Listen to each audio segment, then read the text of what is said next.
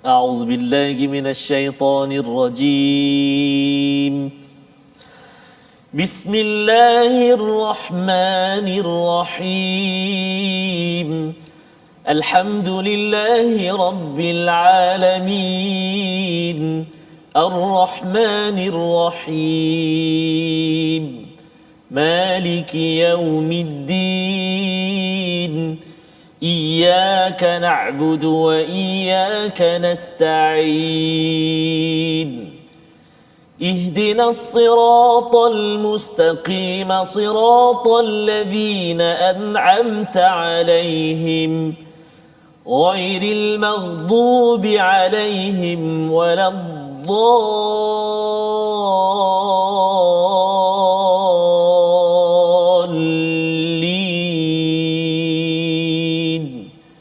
آمين. صدق الله. Amin ya rabbal alamin. Assalamualaikum warahmatullahi wabarakatuh. Alhamdulillah wassalatu wassalamu ala Rasulillah wa ala alihi wa man wala. Asyhadu an la ilaha illallah, asyhadu anna Muhammadan abduhu wa rasuluh. Allahumma salli ala sayidina Muhammad wa ala alihi wa sahbihi ajma'in. Amma ba'd. Alhamdulillah, kita memanjatkan kesyukuran pada Allah Subhanahu Wa Taala, bertemu dengan tuan-tuan, apa khabar semua yang berada di depan kaca TV, yang berada di depan Facebook ataupun di mana jua. Saya mendoakan pada tuan-tuan terus istiqamah bersama Al-Quran dalam program My Quran Time, baca faham amal. Dan hari ini kita bertuah dalam sesi ulang kaji kita pada minggu ini. Kita bersama dengan tetamu istimewa ya, yang didatangkan khas untuk kita, iaitu Ustaz Syahari Abdul Rahman, pengarah Tadabbur Center di Bangi. Assalamualaikum Ustaz. Waalaikumsalam warahmatullahi wabarakatuh. Ahlan bak. Masya-Allah, kita bila cakap tentang tadabbur Ustaz, dia terus saja Tadabbur Center. Ini sebenarnya amat bertuah Ustaz ya, bersama dengan Ustaz Tarmizi Abdul Rahman juga. Betul Ustaz. Dia adik-beradik Ustaz, berdua. Adik-beradik lah, tapi ibu dan ayah lain. Lain, masya-Allah. Jadi alhamdulillah kita memanjatkan kesyukuran pada Allah Subhanahu taala, pada tuan-tuan yang berada di mana jua. Kita mendoakan agar terus istiqamah dan mendapat terus kita berpegang kepada hidayah daripada Allah Subhanahu taala. Dan sebagaimana yang kita maklum, kita sudah pun menatap kepada halaman 60 hingga 64 pada juzuk yang ketiga, keempat, di mana Allah memberi kepada kita pelbagai panduan hidayah dalam surah ataupun dalam halaman ini. Dan sudah tentunya pada hari ini kita nak mendengar pencerahan ulang kaji lebih mendalam bagi 5 halaman yang telah kita pelajari bermula pada hari Isnin hingga hari Jumaat. Jadi dengan itu kita nak melihat kepada satu daripada ayat yang amat penting kita beri perhatian, terutama tuan-tuan yang istiqamah bersama dengan Quran pada setiap hari. Pada ayat yang ke-79 ya, pada halaman yang ke-60, kita dengar dahulu bacaan. Tuan-tuan dijemput membaca bersama dengan Ustaz Tarmizi Abdul Rahman, di mana nanti kita akan melihat bertanya, berkongsi bersama dengan Al-Fadhil Ustaz Syahri Abdul Rahman tentang istilah Rabbani. Kalau Ma'al Hijrah baru ini bercakap tentang membina ya, tentang ummah Rabbani.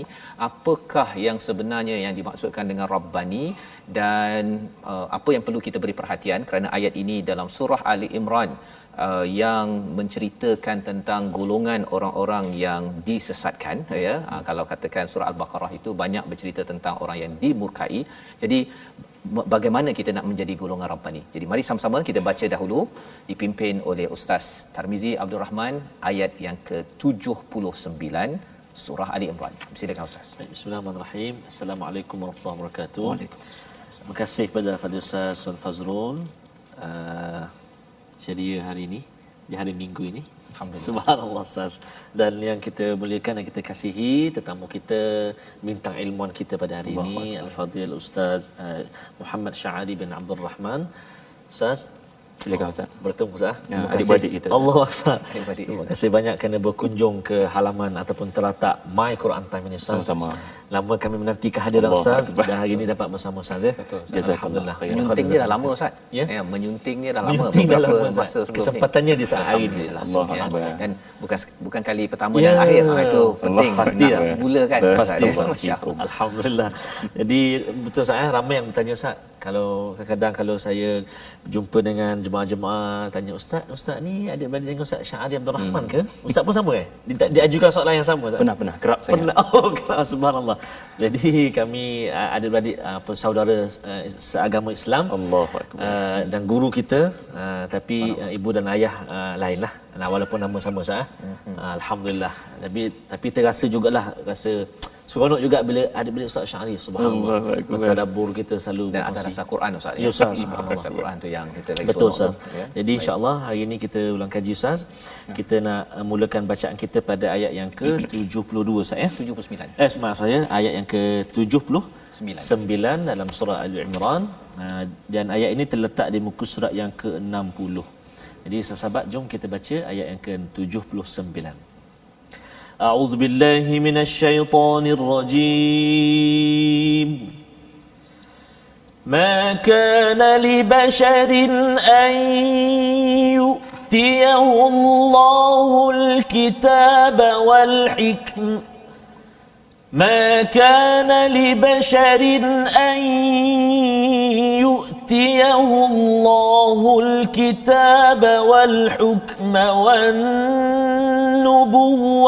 ثم يقول للناس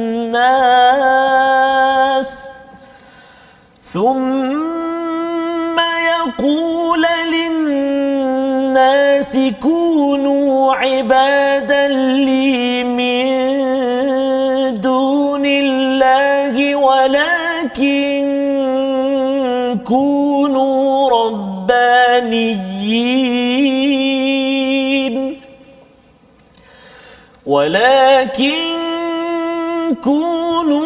ربانيين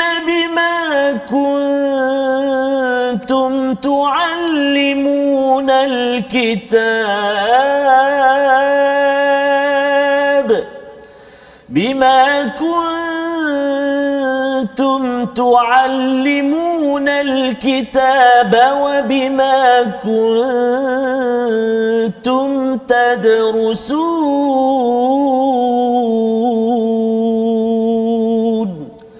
صدق الله العظيم.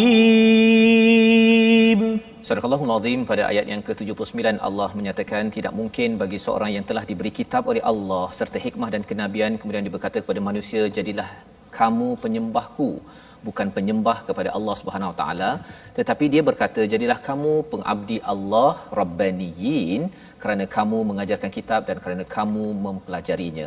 Jadi kita inginkan melihat, kita sudah belajar pada minggu lepas dan kita nak melihat kepada apakah yang dimaksudkan dengan ayat ini bila Allah memberikan title Rabbani, ya, Rabbaniyin, jadilah orang-orang Rabbani yang mengajar, yang belajar, ya Ustaz ya, pasal di situ ada mula-mula mengajar dulu, lepas tu belajar. Biasanya orang belajar dulu baru mengajar. Jadi silakan Ustaz Syarif Abdul Rahman. Assalamualaikum warahmatullahi wabarakatuh. Bismillahirrahmanirrahim. Alhamdulillahirabbil alamin wassalatu wassalamu ala Rasulillah wa ala alihi washabbihi wa barik wasallim. Terima kasih banyak-banyak pada Al-Fadhil Ustaz Fazrul Ismail, guru kita, guru saya, Al-Fadhil Ustaz Tarmizi Abdul Rahman, yang diberikan Allah suara Nabi Daud. Allahu akbar, masya-Allah Ustaz. Alhamdulillah, saya mengucapkan juta terima kasih atas jemputan yang diberikan oleh pihak My Quran Time, oleh Ustaz Fazrul dan Ustaz Tarmizi. Dan kalau ditanya apakah yang dimaksudkan dengan Rabbani, kita kena tanya abang-abang kita dalam kumpulan nasyid Rabbani. Itu yang saya tahu Hijaz je dalam ni My Quran Time pasal ada lagu Hijaz ya. Rabbani kena tanya pula. Okey. Pasti mereka ada sebab berikan nama kepada kumpulan mereka. Tetapi kerana kita dalam majlis Al-Quran, maka kita ambil kesempatan untuk lebih cerah mengenai perkataan Rabbani ini. Sebenarnya kalau kita perhatikan ayat 79 ini, kita sudah nampak apakah yang dimaksudkan sebagai Rabbani. Rabbani ini adalah para ulama yang diberikan Allah 3 perkara. Sebagaimana yang Al-Fadhil Ustaz Tarmizi bacakan tadi, ada 3 perkara kita akan diberitahu. Pertama, ulama yang diberikan Allah Al-Kitab. Yang kedua, diberikan hikmah. Dan yang ketiga adalah nubuwah. Maksudnya, sebelum para ulama, mereka adalah para anbiya. Mereka ini mendapat gelaran di sisi Allah sebagai Rabbani. Jadi, adakah ciri-ciri keilmuan sekadar ciri-ciri Rabbani? Sudah pasti tidak, kerana penghujung ayat yang dibacakan Ustaz Tarmizi tadi menjelaskan pada kita mereka bukan sekadar mengajar dan memberikan ilmu Alkitab kepada masyarakat, kepada umat, iaitulah kerja para anbiya, tetapi mereka juga meneruskan proses pembelajaran. Orang kampung saya kata learning person, bukan learned person. Jadi nak katanya mereka sentiasa merendah diri dan tidak merasakan apa yang mereka sampaikan adalah yang terbaik. Mereka sentiasa mencari adakah kesalahan saya lakukan. Kerana perkataan Rabbani ini adalah bermaksud, ya seringkali kita juga memahaminya sebagai orang-orang Tuhan. Lalu implikasinya adalah kependetaan. Orang-orang yang meninggalkan dunia. Lalu tidak ada beza dengan para pendeta Nasrani. Sedangkan Rabbani dalam Al-Quran adalah merujuk kepada para ulama yang diberikan Allah 3 perkara tadi, dan dengan ilmu berkenaan mereka mengajar masyarakat, membangunkan umat dengan ilmu daripada kitab Allah. Jadi kalaulah ditanya apakah definisi Rabbani, itulah definisinya Ustaz. Iaitulah para ulama yang diberikan Allah kefahaman tentang wahyu dan mereka membangunkan masyarakat, memindahkan ilmu berkenaan kepada masyarakat, lalu masyarakat yang mereka seru tidak menyembah mereka kerana Rabbani ini sendiri melarang daripada kaum masyarakatnya terlalu memuja. Kerana mereka Rabbani, mereka menyeru kepada sembah Tuhan bukan saya. Apa yang saya beri datang daripada Tuhan. Jadi kita dapat lihat unsur ilmu dan unsur akhlak di situ Ustaz. Maka itulah lebih kurangnya dia makna Rabbani.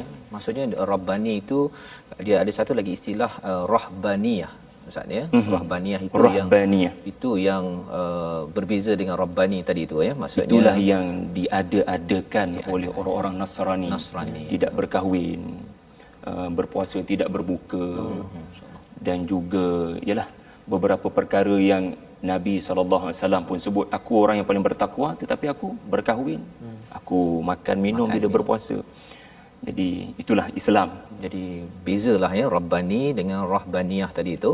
Dan lebih daripada itu, bila bercakap tentang Rabbani ini mengaju ataupun menuju kepada Allah Subhanahu Wa Taala, dalam surah Ali Imran ini ada kisah tentang Nasrani banyak, ya, tentang agama Kristian, dan kisah tentang Nabi Isa alaihi salam. Jadi sebenarnya kalau surah Al-Baqarah itu mungkin taklah bercakap tentang berdakwah ya, ataupun banyak bercakap tentang kaum Bani Israel itu tadi. Tapi dalam surah Ali Imran ini ada spesifik, memang dia punya hujah-hujahnya memang mencantas kepada lebih kepada orang Nasrani Ustaz kan. Jadi kalau Nasrani dikaitkan dengan Nabi Isa, satu istilah yang mungkin Ustaz ada kongsikan dekat Facebook. Bila saya tengok kat Facebook ada istilah Al-Faraid. Baca. Kita belajar daripada guru kita ya pada setiap masa untuk nak jadi Rabbani itu tinggi Ustaz ya, tapi proses itu perlu dilalui kan. Jadi istilah yang Ustaz ada kongsikan Al-Faraid kan. Faraid ya, iaitu perkataan yang muncul sekali sahaja dalam satu surah, ataupun mungkin Ustaz boleh jelaskan balik, terutama dalam surah Ali Imran dan kisah terutama kisah Nabi Isa. Apa kepentingan Al-Faraid ini yang muncul sekali ini kaitan dengan kisah Nabi Isa, agar kali ini memahami surah Ali Imran ini lebih cerah lagi setelah kita dah belajar pada minggu lepas. Silakan Ustaz. Terima kasih Ustaz Fazrul, Ustaz Tarmizi. Jangan keliru ya dengan faraid. Ya. Sebab semua baru lalu graduan Al-Baqarah takut confuse dengan cerita harta pusaka. Yang disebut oleh Ustaz Fazrul tadi dal, faraid. Faraid. Dia bermaksud perkataan yang farid, sangat unik. Dia tidak berulang dalam Quran. Kita boleh kata perkataan yang yatim piatu. Dia tak beranak. Quran ni kan banyak perkataan yang ada asal dia. Tetapi antara perkataan yang tak ada dalam Quran melainkan sekali sahaja disebutkan, kalau dalam Ali Imran perkataan berkenaan jeng iaitulah ayat 49. Di mana perkataan tadakhirun. Kalau para penonton My Quran Time boleh buka Quran. Saya pun tidak pasti muka surat berapa Ustaz? 56. Rasanya tak jauh daripada halaman yang Ustaz Tarmizi bacakan tadi. Bulatkan perkataan tadakhirun. Jadi kalau Ustaz Fazrul bertanya, apakah itu faraid? Maka faraid ini adalah perkataan-perkataan di dalam Quran yang muncul sekali dan dia mau tak jumpa dah dia lepas ni. Sekali saja. Sekali itu je. Dan menariknya kajian yang dibuat menunjukkan ada sebab Allah sebut sekali, Allah sebut satu kali kerana manusia berkenaan, insan berkenaan ada keunikan tertentu yang tidak ada pada orang lain. Sama ada ia adalah kualiti yang baik atau kualiti yang tidak baik. Dan perkataan yang kita nak sebutkan ini adalah perkataan yang merujuk kepada perbuatan tidak baik. Ia tidak disebut dalam Quran melainkan dalam surah Ali Imran ayat 49. A'udzubillahi minasyaitonirrajim.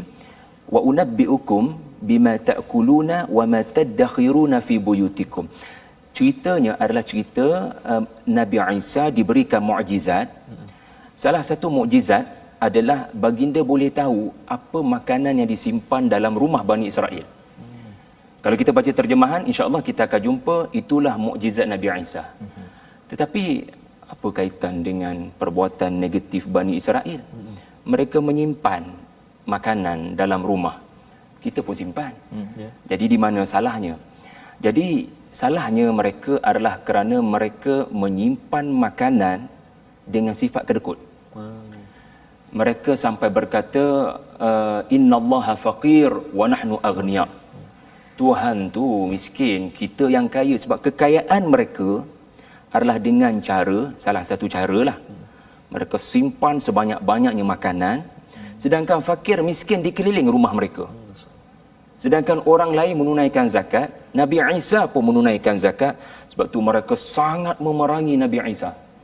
Wa awsani bis salati waz zakat madum tu hayya. Sebab Nabi Isa ni bila dia ada pengetahuan gaib, aku boleh tahu apa korang simpan dalam rumah. Jadi panas ada orang. Sebab hatta bini sendiri tak tahu. Si suami ahlul kitab simpan bukan setakat makanan Ustaz, simpan perhiasan. Seolah-olah bank sangat banyak dalam rumah mereka. Ke Swiss bank dah ni dalam rumah ya. Mereka menyorok di tempat yang takkan ada orang dalam rumah tu tahu. Jadi perangai apa ni? Perangai menyimpan ni tak salah. Yang salah bila anda tidak menunaikan zakat. Yang salahnya apabila anda tidak mahu fakir miskin menikmati daripada harta dan makanan yang anda simpan. Jadi ini contoh faraid dah Ustaz. Masya-Allah. Yang disebut. Maksudnya daripada perkataan yang unik tersebut, dia sebenarnya menerangkan sesuatu yang unik lah. Identiti yang tak ada pada bangsa lain. Kecuali Bani Israel. Bani Israel. Dan ini perkara yang bila saya melihat Ustaz ya, maksudnya pada juz yang ketiga ini banyak cerita pasal infak ya, ada cerita pasal riba dan juga hutang pada hujung surah Al-Baqarah itu. Rupa-rupanya masih lagi cerita pasal perjuangan nak derma, kedekut apa sebagainya itu masih ada. Malah kalau kita melihat kepada ayat 91 saya cakap tadi pasal banyak harta tu, rupa-rupanya Allah nyatakan sesungguhnya orang-orang yang kafir dan mati dalam kekafiran tidak akan diterima daripada seseorang di antara mereka walaupun emas sepenuh bumi. Allah. So maksudnya memang banyaklah ni kan, banyak harta yang ditumpuk-tumpuk kan. Dan memang di awal surah Al-Baqarah, surah Al-Imran pun cerita pasal muqantarah itu ya, harta bertumpuk-tumpuk. Dan tiba-tiba muncul pada ayat yang ke-92, 92 tu juz lantana kan, orang cakap juz lantana, iaitu kamu tidak akan memperoleh kebaikan sebelum kamu mendermakan sebahagian daripada harta yang kamu cintai, dan apapun yang kamu dermakan sesungguhnya Allah Maha mengetahui. Jadi ayat 91 cerita tentang harta ya, tentang orang kufur. Kemudian pada ayat 92 itu cerita pasal tunfiqu, dia macam melompat sikitlah ceritanya Ustaz ya. Jadi nak minta kepada Ustaz Tarmizi untuk baca ayat 92 tu dulu. Kemudian nak minta Ustaz Syahri cerahkan sikit sebenarnya apa kaitan di antara ayat 91 92 sebelum masuk kepada juz yang keempat kita. insya-Allah. Sila Ustaz Tarmizi dahulu. Terima kasih Ustaz Fazrul. Al-Fadhil Ustaz Syahri. Tuan-tuan dan puan-puan, ayat 92 kita nak baca sekarang yang terletak di muka surat yang ke-62 Permulaan juz 4 saya. A'udzubillahi minasyaitonirrajim. La tanalul birra hatta tunfiqu mimma tuhibbun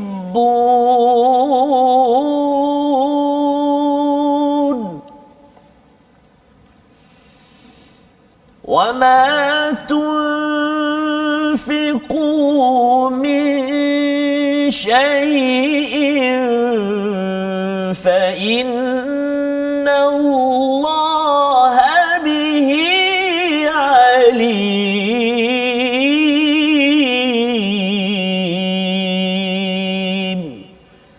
Sadaqallahul azim. Sadaqallahul azim. Kamu tidak akan memperoleh kebaikan sebelum kamu mendermakan sebahagian daripada harta yang kamu cintai, dan apa pun yang kamu dermakan sesungguhnya Allah Maha mengetahui. Mari sama-sama kita lihat apakah kepentingan ayat ini, apatah lagi ia datang selepas ayat 91 meneruskan kepada juz yang keempat kita. Silakan Ustaz. Terima kasih Ustaz Fazrul, Ustaz Tarmizi atas bacaan. Kalau kita boleh katakan tema surah Ali Imran ini salah satunya adalah namanya adalah Ali Imran, yang mengingatkan kita pada satu keluarga yang sangat zuhud dan qanaah. Sangat memahami harta itu adalah hujan yang berat, dan kita pun tahu separuh daripada surah Ali Imran adalah diturunkan selepas peperangan Uhud. Dan kita sedia maklum perang Uhud adanya ujian yang juga membabitkan harta. Dan di tengah-tengah itu termasuklah ayat ini, ya. Allah Taala berbicara tentang, sebenarnya masih berbicara tentang sikap orang-orang Yahudi yang menyebabkan mereka tidak dipilih oleh Allah untuk menjadi umat yang terpilih. Ketika mereka berkata merekalah bangsa yang terpilih, antara perangai mereka, bila kita kupas tadakhirun tadi, kita dah boleh faham dah. Antara perangai mereka adalah memang susah benar nak keluarkan duit daripada poket. Dan kalau kita lihat pada ayat-ayat sebelumnya pun, sebelum ayat 92 ini, kita memang nampak ada cerita orang kafir dalam neraka. Tapi kalau berdasarkan ayat-ayat sebelumnya, sebenarnya ceritanya tentang orang Yahudi yang kufur. Bukan orang kafir, semua orang kafir sahaja, tetapi yang kufur itu adalah orang-orang yang diberikan hidayah sebelumnya. Sebagaimana ayat 86, orang yang pernah diberikan hidayah, yakni orang-orang Yahudi, tetapi kufur. Jadi mereka tidak layak untuk menjadi bangsa yang Allah Ta'ala muliakan, kerana antara perangai mereka adalah susah benar bab-bab infak. Lalu Allah Ta'ala memberitahu kepada umat Islam pada juzuk yang keempat ini, kamu jangan ikut perangai diorang. Dan di antara perangai yang kamu kena ada adalah kamu tidak berkira-kira dalam hal infak, meskipun dalam perkara yang kamu cintai. Itulah kalau Ustaz tanya hubungan tu. Masya-Allah. Itu dia punya kaitannya Ustaz ya. Allah mendidik kepada kita semua dalam surah Ali Imran ini untuk menjadi satu umat, ya. Kalau disimpulkan daripada Ustaz cakap tadi tu, kena ada kemampuan untuk memberi Ustaz ya, bukan tadakhirun tadi itu.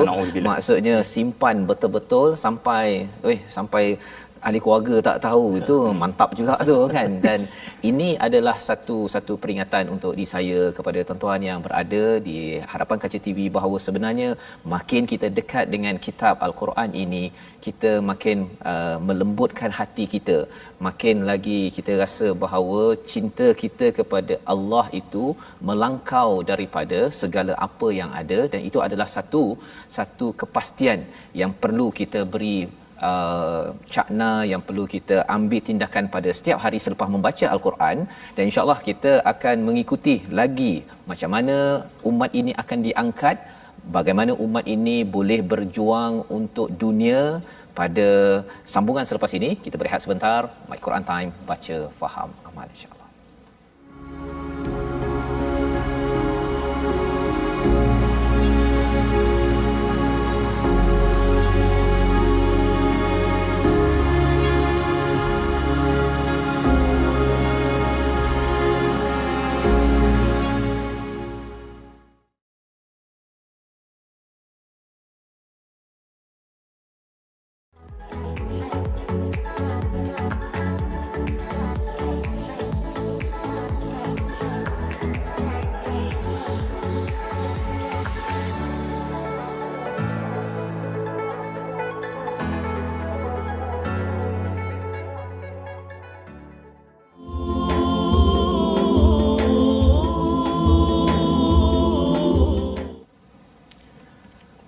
Alhamdulillah kita kembali dalam My Quran Time baca faham amal pada hari ini. Alhamdulillah kita mengikuti kepada ulang kaji halaman ke-60 hingga 64 dan kita bersama dengan tetamu istimewa kita Al-Fadhil Ustaz Syahari Abdul Rahman, pengarah di Tadabbur Center Bangi, yang kita belajar banyak perkara sebentar tadi dan insya-Allah kita ingin meneruskan pembelajaran kita daripada halaman ke-62 hingga 64 di mana kita akan sama-sama melihat kepada ayat yang ke 110 dahulu, ya, 110, di mana pada kali ini kita akan mendengar kepada bacaan daripada Ustaz Tarmizi Abdul Rahman berkaitan dengan umat yang baik, ya. Umat yang baik itu apa, khairul ummah itu untuk menjadi panduan kepada kita, dan kita akan sama-sama berbincang nanti bagaimana surah Ali Imran ini yang ada 200 ayat ada kaitan dengan surah Al-Baqarah. Tapi sebelum itu, mari kita bersama dengan sahabat Al-Quran, Ustaz. Ya, Ustaz. Alhamdulillah, kita bersama dengan platform rasmi kita untuk sahabat-sahabat bertanyakan soalan ataupun ingin mengutarakan apa juga pandangan ataupun nota-nota kita di platform rasmi kita, Facebook kita Sahabat Al-Quran My #Quran Time dan juga My #Quran Time. Juga boleh ikuti kami di YouTube My #Quran Time Official dan juga Instagram kami My Quran Time Official, insyaAllah. Dan ayat yang kita nak baca seterusnya ini terletak di muka surat 64, iaitulah ayat yang di atas sekali, iaitu ayat yang ke-110, insyaAllah. Jom kita baca sama-sama. A'udzu billahi minasyaitonir rajim. Kuntum khayra ummatin ukhrijat lin-nasi ta'muruna bil ma'ruf وتنهون عن المنكر وتؤمنون بالله ولو آمن أهل الكتاب لكان خيرا لهم منهم المؤمنون وأكثرهم الفاسقون.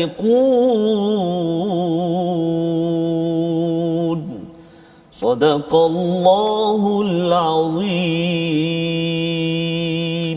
Surah Al-Allahul Azim pada ayat 110 daripada surah Ali Imran ini, kamu adalah umat terbaik yang dilahirkan untuk manusia, menyuruh yang makruf dan mencegah daripada yang mungkar, dan beriman kepada Allah. Sekiranya ahli kitab beriman, tentulah itu lebih baik bagi mereka. Di antara mereka ada yang beriman, namun kebanyakan mereka adalah orang-orang yang fasik.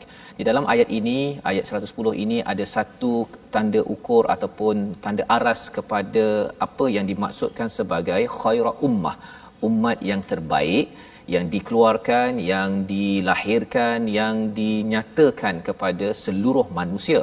Dan dalam kita nak memahami perkara ini, kita bersama dengan Ustaz Syahari. Ustaz, ya, kalau boleh cerahkan lagi tentang sebenarnya khairul ummah ni apa sebenarnya? Adakah khairul ummah ni kira umat dahulu ke, umat sekarang ke? Dan lebih daripada itu, bila Allah cakap tentang ta'muruna bil ma'ruf wa tanhauna 'anil munkar, beriman pada Allah tu nombor 3. Kan? Mengapa dia nombor 3? Bukan awalnya iman, bukan kepenting. Sila Ustaz. Terima kasih Ustaz Fazrul, Ustaz Tarmizi. Ulama berbeza pandangan, adakah kuntum itu merujuk kepada semua kaum muslimin sampai hari kiamat daripada zaman para sahabat, atau kuntum itu terbatas kepada generasi para sahabat sahaja. Umar Al-Khattab menyatakan ini adalah zaman awalina walaysa li akhirina. Jadi dengan kefahaman Umar itu, fahamlah kita ia merujuk kepada zaman para sahabat. Tetapi jumhur para ulama tidak membataskan makna kuntum ini hanya kepada generasi terdahulu. Ia adalah kuntum dalam pengetahuan Allah adanya satu umat yang terbaik, dan ia tidak terbatas. Ia akan ada, ia akan sentiasa ada pada sampai bila-bila, sampai hari kiamat. Tetapi modelnya adalah para sahabat. Mereka adalah khairul qurun qarni. Dan menariknya, Allah Ta'ala menggunakan perkataan ukhrijat, macam bayi keluar daripada perut. Sebab surah ni Ali Imran mengingatkan kita pada kisah ibu Maryam yang melahirkan seseorang yang tidak disangka-sangka mahunya lelaki, tetapi yang keluarnya perempuan. Wallahu akhrajakum min butuni ummahatikum la ta'lamuna syai'a. Dan seperti Nabi Isa yang dilahirkan Tak disangka-sangka. buka mulut. Isa bin Maryam, bayi Nabi Isa keluar buka mulut bercakap pasal kebenaran. Inilah ayat yang Allah Taala minta kita umat Islam menggalas tugas buka mulut bercakap kebenaran. Kamu ini dilahirkan untuk dunia tahu apa yang benar, apa yang tidak benar. Dan kalau kita rujuk tafsir, saya rasa dengan asbabun nuzul kita boleh lebih faham dan membantu kita tadabbur. Dalam kitab-kitab tafsir dinyatakan, ya, asbabun nuzul ayat 110 ini adalah ungkapan orang-orang Yahudi kepada para sahabat, iaitulah agama kami lebih baik daripada agama korang. Kami bangsa Yahudi lebih baik daripada bangsa korang. Turun ayat kuntum khairu ummatin ukhrijat linnas ta'muruna bil ma'ruf wa tanhauna 'anil munkar wa tu'minuna billah. Nak katanya pedulikan depa tu. Pedulikan Yahudi itu kerana kerja mereka adalah selalu berbangga-bangga dengan mereka dulu kaum yang terbaik, sedangkan apa yang mereka bangga adalah berdasarkan nasab, keturunan, darah, Sejarah saja. Sedangkan ayat ini bagi tahu kami muliakan sesuatu umat bukan kerana moyang mereka dahulu nabi-nabi. Kami muliakan satu umat kerana 3 perkara. Yang pertama amar ma'ruf, yang kedua nahi mungkar, yang ketiga beriman kepada Allah. Ustaz tanya tadi, kenapa iman pada Allah jatuh nombor 3? Sedangkan kita baca wal asri pun iman nombor 1. Wal asri innal insana lafi khusrin illa alladhina amanu wa amilus solihat wa tawasaw bil haqq wa tawasaw bis sabr. Kerana surah ini kalau kita tengok baca sampai habis tu dia ada cerita ahlul kitab. Separuh pasal kita, separuh lagi pasal depa, pasal ahlul kitab. Jadi masalah paling besar ahlul kitab adalah mereka meninggalkan amar ma'ruf nahi munkar. Mereka tutup mulut, tak nak tegur kesalahan-kesalahan yang dilakukan oleh kaumnya ataupun sesama mereka. Kerana kritikalnya masalah ini pada para pendeta, Allah Ta'ala mendahulukan kriteria ini kepada Rabbaniyun, pada ulama-ulama kaum muslimin, supaya keutamaannya adalah memastikan masyarakat faham apa yang ma'ruf, apa yang mungkar. Tetapi asasnya tidak ditinggalkan. Maka yang asas itu dinyatakan kemudian, iaitu iman pada Allah. Jadi itu dia punya tarkib susunan itu memberi penekanan kepada isu yang sedang berlaku, Ustaz, ya. Maksudnya yang masalahnya sekarang ini bila dah faham tentang kitab tersebut, tak nak buka mulut. Tak nak buka. Sepatutnya dilahirkan tu untuk buka mulut.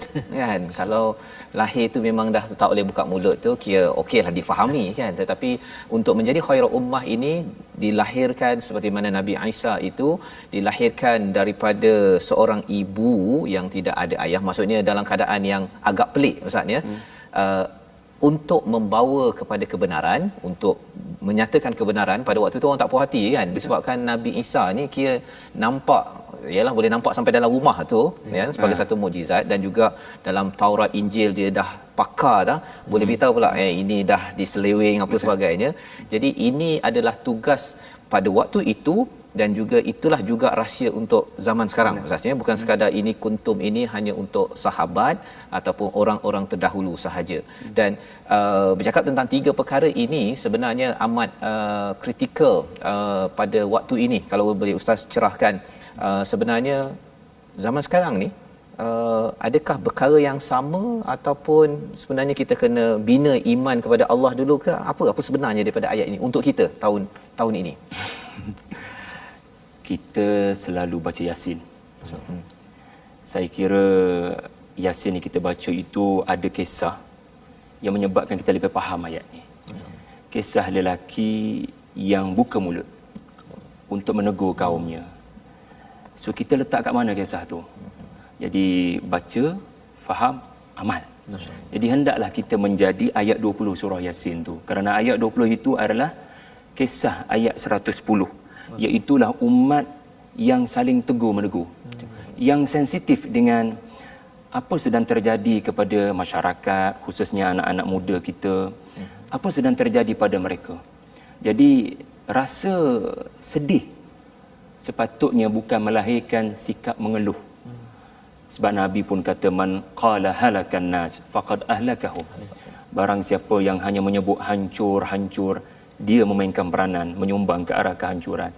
Sepatutnya dia buka mulut sebagaimana lelaki dari hujung kota dalam surah Yasin itu, dia melakukan amar ma'ruf nahi munkar pun. Ya qaumi ittabi'ul mursalin ittabi'u man la yas'alukum ajran wa hum muhtadun. Jadi itulah Ustaz, serba sedikit. Ya, baik. Jadi itu panduan untuk kita laksanakanlah ya Ustaz ya. Maksudnya bila nak menjadi khairul ummah ini kena buat kerja bukan kerana sejarah, bukan kerana keturunan apa sebagainya, dan kerja itu seperti mana yang disampaikan dalam ayat ini menyeru kebaikan, mencegah kemungkaran walaupun orang biasa-biasa Ustaz ya.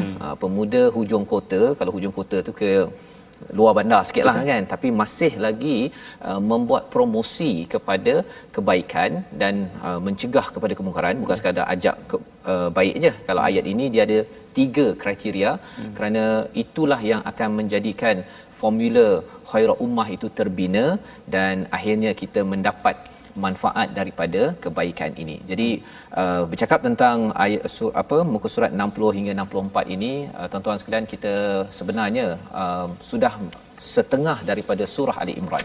Dan mungkin di situ kalau bercakap tentang surah Ali Imran ini, satu perkataan yang penting juga kita faham, kita boleh lihat pada ayat 112 itu tentang hubungan dengan manusia dan hubungan dengan Allah ya. Yang kita cuba nak fahami perkataan ghadab ada wujud pada ayat 112 ini. Tapi kita nak dengar dahulu bacaan daripada Ustaz Ahmad Tarmizi ayat 112 sebelum kita berbincang tentang apa pelajaran daripada surah Ali Imran setakat ini yang perlu kita ambil selepas kita melewati surah Al-Baqarah agar kita tidak dimurkai dan tidak disesatkan. Kita baca dahulu 112. Baik, terima kasih Fadil Ustaz Fazrul. Yang dimulakan Fadil Ustaz Muhammad Syahadi Abdul Rahman. Khususnya tuan-tuan dan puan-puan, para penonton sekalian, kita nak melihat sekarang ini ayat 112 Ustaz ya. Ayat ini agak panjang Ustaz ya. Agak panjang dan kita perhatikan di skrin kaca TV kita nanti akan dipaparkan muka surat halaman yang akan kita baca ni, dan di situ ada warna-warna bacaan ayat tu yang menunjukkan tempat, kalau warna hijau tempat untuk kita dibolehkan berhenti, tapi bila warna hijau kita kena ulang balik bacaan kita di permulaan warna hijau itu Jadi sama-sama kita tengok dan kita perhatikan ayat kita baca ni insya-Allah. A'udzu billahi minasy syaithanir rajim. ضربت عليهم الذلة أينما ثقفوا إلا بحبل من الله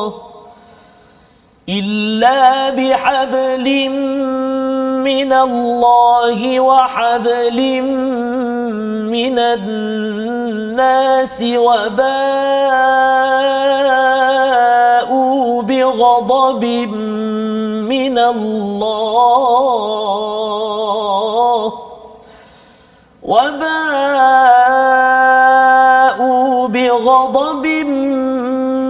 الله وضربت عليهم المسكنة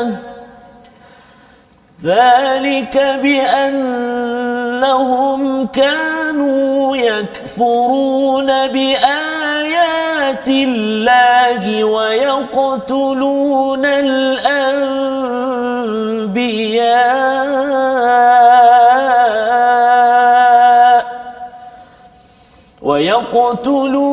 الأنبياء بغير حق ذلك بما عصوا وكانوا يعتدون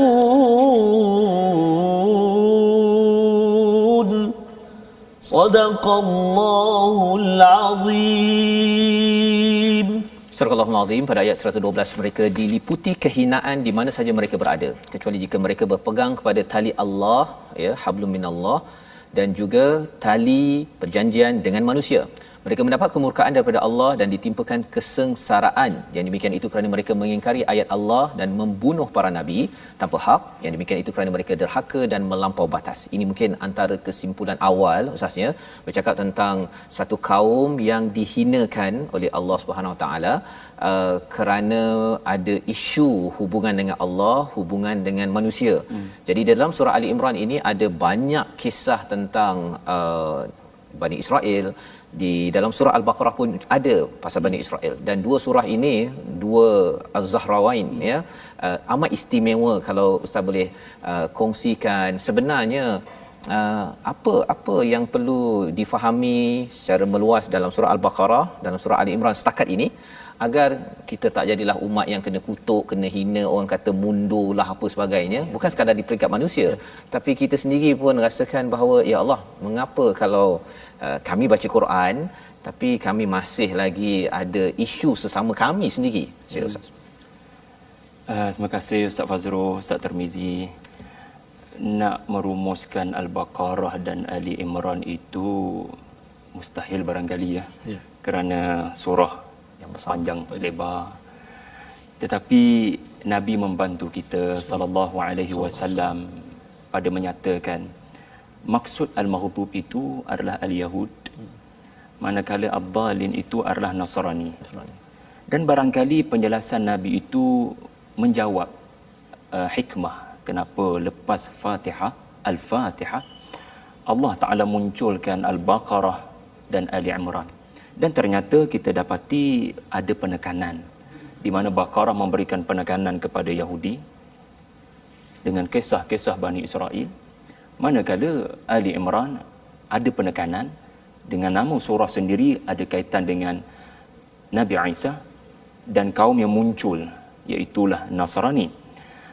Tetapi seandainya kita nak faham dalam bentuk yang mudah, sebab kita ni bukan ada kemampuan untuk pergi dengan dalam-dalam, barangkali saya boleh sebutkan dalam bentuk perumpamaan, walillahil mathalil a'la, untuk ayah ibu, tuan-puan mengetahui agaknya apa yang nak disentuh daripada Baqarah hingga Ali Imran. Salah satu yang disebut oleh para ulama adalah penerangan tentang sirat al-mustaqim. Kita semua mahu berada di atas jalan yang lurus, kita minta 17 kali sehari. Namun apa ciri-cirinya saya berada di jalan yang lurus? Takut saya kata saya di jalan yang lurus tetapi saya tidak di jalan yang lurus. Maka dua surah ini memaparkan ciri-ciri mereka yang berada di jalan yang lurus. Dan mereka yang berada di jalan yang lurus inilah yang disebut sebagai Islam, Muslimin. Umpamanya begini, bila kita masuk universiti Ustaz, zaman muda-muda tu. Muda lagi Ustaz. Biasanya lah orientasi pertama sekali taklimat peraturan lah. Ya. Yang kita kena taat lah. Do and don'ts, apa dia panggil, rules and regulation. Lepas taklimat peraturan, dia ada sesi wawasan sebagai mahasiswa, biasalah kan. Jadi kita faham ya, kadang-kadang ada logik pun disusun begitu tentatifnya, di mana kamu pelajar, kamu duduk di tempat yang bukan kamu miliki, jadi kami bentangkan pada kamu peraturan. Saya nak tengok kamu taat pada peraturan. Orang berjaya ni orang yang taat peraturan. Tetapi takkan duduk di universiti sekadar ikut peraturan. Kalau setakat ikut peraturan, nanti markahnya barangkali lulus saja. Sedang aku nak kau khair ummah, aku nak kau CGPA itu tinggi. Jadi dibangkitkan faktor-faktor berada di universiti, iaitulah nak cemerlang. Jadi apa wawasan kena ada. Saya mendapati apa yang para ulama sebutkan ada asasnya, iaitulah Al-Baqarah sangat menekankan Islam dalam bentuk kepatuhan. Kerana Islam itu sendiri berasal daripada perkataan aslama. Apa kata Nabi Ibrahim kepada Allah? Aslim, qala aslamtu rabbil alamin. Aku dengan ini berserah diri, dalam arti kata bergegas mematuhi perintahmu. Dan kita pun tahu nama Baqarah, nama surah ini Al-Baqarah, ada kaitan dengan isu tidak bergegas mematuhi perintah yang telah diumumkan oleh Nabi Musa. Tetapi bila kita tengok Ali Imran, dia membawa dimensi al-Islam bukan sekadar dari sudut patuh peraturan, tetapi faktor daripada dalam, di mana kamu ada sebab untuk patuh pada peraturan, bukan patuh dalam keadaan memberontak.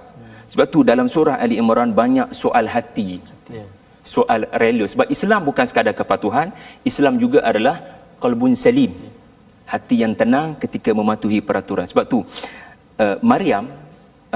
Ibu Maryam, dia boleh menerima anak berkenaan walaupun perempuan, bukan lelaki.